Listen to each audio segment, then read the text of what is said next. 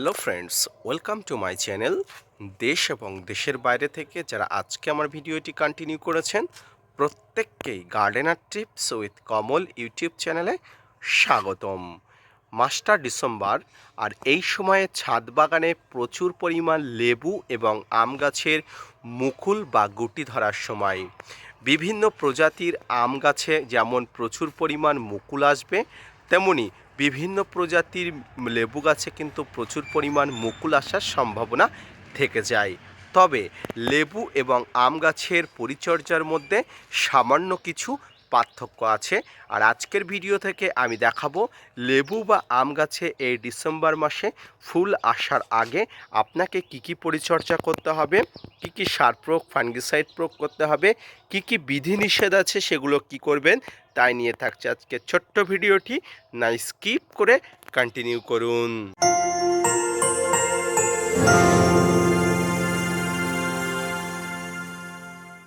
December মাসে এসে সমগ্র আম গাছে যেমন প্রচুর পরিমাণ পরিচর্যা করতে হয়, ঠিক তেমনই সমগ্র লেবু গাছেও কিন্তু পরিচর্যা করতে হয়। এই শীতের সময় গাছ ভর্তি যেমন ফুল আসে, ঠিক তেমনি ফুলগুলোকে সঠিকভাবে রাখার জন্য আপনাকে গাছকে সঠিকভাবে প্রিপেয়ার করে তুলতে হবে। সর্বপ্রথম আপনাকে যেটি করতে হবে, লেবু জাতীয় বা সাইট্রাস জাতীয় গাছের ক্ষেত্রে এই সময় কিন্তু গাছকে হালকা পরিমাণে প্রুন বা কাটাই ছাঁটাই করে দিতে হবে। যে সমস্ত গাছে ফল আছে, পরিপক্ক ফলগুলোকে হারভেস্ট করে আপনার গাছগুলোতে প্রচুর পরিমাণ কিন্তু প্রুন করে ফেলতে হবে। বলা যায় একটি লেবু গাছে কিন্তু 60 থেকে 80% প্রুন করা যায় ফল হারভেস্ট করার পরে। তাই এই সময় আপনার ছাদ বাগানের গাছের যত অংশ ডালকে প্রুন করা যায়, ঠিক তত অংশের ডালকে আপনি প্রুন করে দেবেন। যদিও আমার ছাদ বাগানে গত কয়েকদিন আগে লেবু গাছের ডালগুলোকে কিন্তু প্রুন করে দেওয়া হয়েছিল, এবং প্রুন করার পরে যেটা গুরুত্বপূর্ণ সেটি হলো এখানে একটি ফাঙ্গিসাইড এবং কীটনাশক প্রয়োগ করতে হবে। কারণ এবারে প্রুন করা ডালে কিন্তু প্রচুর পরিমাণ নতুন পাতা আসবে, আর এই নতুন পাতার সঙ্গে আসবে কীটনাশক এবং কীটপতঙ্গ এবং ফাঙ্গাস। তাই তাদের উৎপাতকে বন্ধ করার জন্য আপনাকে একটা প্রোটেকশান ব্যবস্থা অবশ্যই নিতে হবে। পাশাপাশি লেবু গাছের মতো কি আম গাছকে প্রুন করবেন, অনেকের মনে প্রশ্ন জাগে। এই ভুলটি একদমই করবেন না।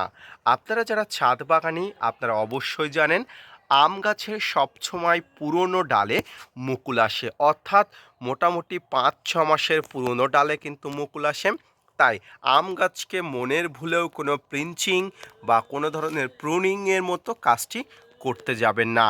এই সময় গাছের গোড়াতে কোনো ধরনের নাইট্রোজেন ঘটিত খাবার দেবেন না। এই নাইট্রোজেন ঘটিত খাবারের মধ্যে নিম খোল, সর্ষের খোল, বাদাম খোল, তরল অথবা লিকুইড, পাশাপাশি ভার্মি কম্পোস্ট, এই ধরনের খাবারগুলো কিন্তু একদম গাছের গোড়াতে দেবেনই না। শুধুমাত্র এই সময় ফসফরাস ঘটিত যে খাবারগুলো, যেমন হাড় গুঁড়ো বা বিভিন্ন ধরনের এসএসপি বা টিএসপি, এই খাবারগুলো আপনারা দিতে পারেন। কোনো ধরনের কোনো অসুবিধা নেই। গাছের গোড়াকে অল্প করে খুশিয়ে আপনারা এই খাবারটি দিতে পারেন। তবে এক্ষেত্রে আবারও বলছি, কোনো ধরনের নাইট্রোজেন ঘটিত খাবার আপনারা দেবেনই না। কারণ নাইট্রোজেন ঘটিত খাবার দিলে গাছ কিন্তু কচি পাতা আসবে, আর কচি পাতা আসলে কিন্তু গাছে মুকুল আসবে না। এইটুকু অবশ্যই মনে রাখবেন।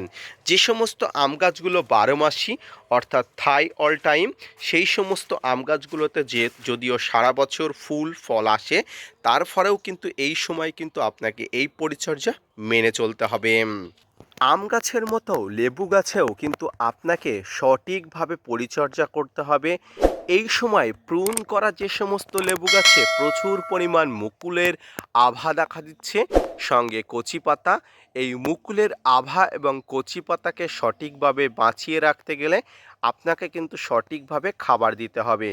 এখানেও কোনো রকম নাইট্রোজেন ঘটিত কোনো খাবার দেওয়া যাবে না, কারণ নাইট্রোজেন গাছের কিন্তু গ্রোথ হতে সাহায্য করে। তাই এই সময় গাছের কোনো গ্রোথ না করিয়ে গাছের মুকুল আসার সম্ভাবনাকে প্রবল করে তুলতে হবে। আর এই সম্ভাবনাকে প্রবল করে তুলতে গেলে আপনাকে নাইট্রোজেন ঘটিত তরল বা বর্জ্য, জৈব বা রাসায়নিক সমস্ত কিছু কিন্তু বর্জন করতে হবে। এই সময় গাছের গোড়াতে আপনারা পটাশজনিত সার দিতে পারেন বা স্প্রে করতে পারেন। গাছের গোড়াতে এই সময় লাল পটাশ জলে গুলে অবশ্যই দিতে পারেন।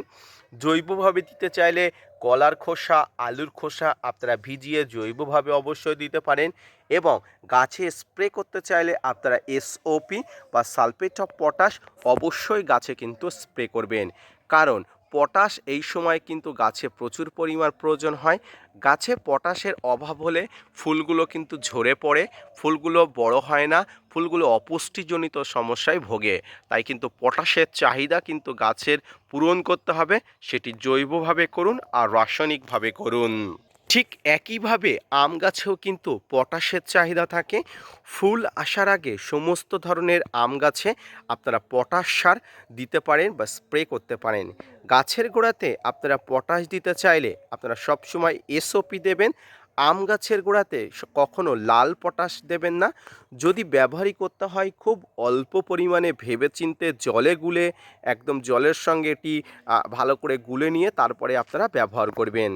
এর পাশাপাশি আম ও লেবু উভয় গাছে এখন থেকে একটি ভালো মানের মাইক্রোনিউট্রিয়েন্ট প্রয়োগ করতে হবে। মাইক্রোনিউট্রিয়েন্ট বাজার চলতে অনেক মাইক্রোনিউট্রিয়েন্ট পাওয়া যায়। এই সময় প্রতি 15 দিন অন্তর আম এবং লেবু গাছে একটি ভালো মানের মাইক্রোনিউট্রিয়েন্ট আপনাকে প্রয়োগ করতে হবে। প্রতি লিটার জলে 1 থেকে 2 গ্রাম নিয়ে আপনার ছাদ বাগানে লেবু এবং আম গাছে সমগ্র ডালে, পাতায়, কচি পাতাতে, মুকুলে সমস্ত কিছুতে কিন্তু স্প্রে করে দিতে হবে। তাতে কিন্তু গাছ সুষম হবে, ফুল ফল আসার সম্ভাবনা বা ফুল আসলে গাছের অবস্থা খুবই ভালো থাকবে। ডিসেম্বর মাসে সকালে এসে আম গাছের পাতাতে দেখতে পাবেন গাছগুলো যেন স্নান করে আছে।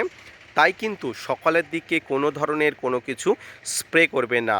যদিও এই কুয়াশা বা শিশিরের মাধ্যমে গাছে প্রচুর পরিমাণ ফাঙ্গাস লাগতে পারে, আর এই ফাঙ্গাসের আক্রমণের হাত থেকে রক্ষার জন্য আপনাকে প্রতি 7 দিন অন্তর ব্লাইটক্স ফাঙ্গিসাইড স্প্রে করে যেতে হবে।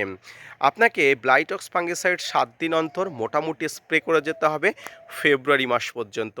গাছে ফুল আসলে, ফুল ফোটার আগে আপনারা একটা ভারী ডোজের ফাঙ্গিসাইড ব্যবহার করে দেবেন। তারপরে ফুল ফুটে গেলে কোনো ধরনের ভারী ডোজের ফাঙ্গিসাইড ব্যবহার করা যাবে না। এক্ষেত্রে ফাঙ্গিসাইড এবং কীটনাশকের মধ্যে লেবু গাছে সবচেয়ে বেশি ভালো হয় ইমিডাক্লোপিড গ্রুপের একটি কীটনাশক। এক্ষেত্রে ইমিডাক্লোপিড গ্রুপের বিভিন্ন ধরনের কীটনাশক পাওয়া যায়, যেমন কনফিটার, জোশ, এই ধরনের কীটনাশকগুলো আপনারা যদি প্রয়োগ করতে পারেন খুব ভালো ফলাফল পাবেন আম এবং লেবু গাছের ক্ষেত্রে। এই সময় গাছের গোড়াতে কোনোভাবে অধিক পরিমাণ জলকষ্ট দেবেন না, কারণ অধিক জলকষ্ট কিন্তু গাছের ফুল আসা যেমন কমিয়ে দেয়, গাছের ফুল ঝরা যেমন কমিয়ে দেয়, ঠিক তেমনি প্রচুর পরিমাণ জল কিন্তু গাছে প্রচুর পরিমাণ ফুল ঝরে পড়তে সাহায্য করে। তাই ফুল আসা অবস্থায় গাছে কিন্তু জল একটু মেনটেন করবেন, অর্থাৎ পরিমিত জলের ব্যবহার করবেন। অন্যদিকে আম গাছের ক্ষেত্রেও একই ধরনের পরিচর্যা করবেন। গাছের গোড়াতে একটু টেনে টেনে জল দেবেন। প্রতি 7 থেকে 10 দিন অন্তর অন্তর ছাদ বাগানে এই ধরনের আম গাছগুলোতে কিন্তু আপনাকে জল দিতে হবে, এবং জল যখন দেবেন তখন অবশ্যই যেন গাছের গোড়াটি ভিজা ভিজা না থাকে সেটি দেখে দেবেন। এই সময় দেখবেন সকালের দিকে আসলে সবচেয়ে বেশি ভালো দেখতে পাবেন গাছের পাতার উপরে কিন্তু একটা লেয়ার জমে থাকে, এটা কিন্তু নোংরা ময়লার লেয়ার। শুধুমাত্র শীতকালেই কিন্তু এটা দেখা যায়। তাই 7 থেকে 10 দিন অন্তর অন্তর বা প্রতিদিন যদি আপনি পারেন পরিষ্কার ঠান্ডা কলের জল গাছের পাতার উপরে যদি ফোর্সলি স্প্রে করেন, এই নোংরার স্তরণগুলো উঠে যায়। গাছের পাতার উপরে এই ময়লার আস্তরণগুলো উঠে গেলে গাছ কিন্তু সালোক সংশ্লেষে পারদর্শী হয় এবং গাছ শক্তিশালী হয়ে ওঠে, ফুল ফল আনার জন্য উপযুক্ত হয়। এই সময় গাছে একটি পিজিআর আপনাকে প্রয়োগ করতে হবে, সেটি লেবু গাছ থেকে আম গাছ সমস্ত ধরনের গাছে একটি পিজিআর প্রয়োগ করবেন। আর এই পিজিআরের মধ্যে মিরাকুলান কিন্তু সবচেয়ে গুরুত্বপূর্ণ।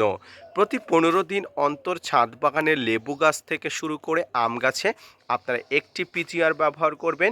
এই পিজিআরটি আপনারা 15 ফোঁটা থেকে 25 ফোঁটা 1 লিটার জলে নিয়ে প্রতি 15 দিন অন্তর অন্তর আম এবং লেবু গাছে স্প্রে করুন ঠিক সকালের দিকে। ব্যাস এই পরিচর্যাটুকু আপনি আপনার ছাদ বাগানে লেবু এবং আম গাছে করতে পারলে প্রচুর পরিমাণ ফুল আসার জন্য গাছ তৈরি হয়ে উঠবে।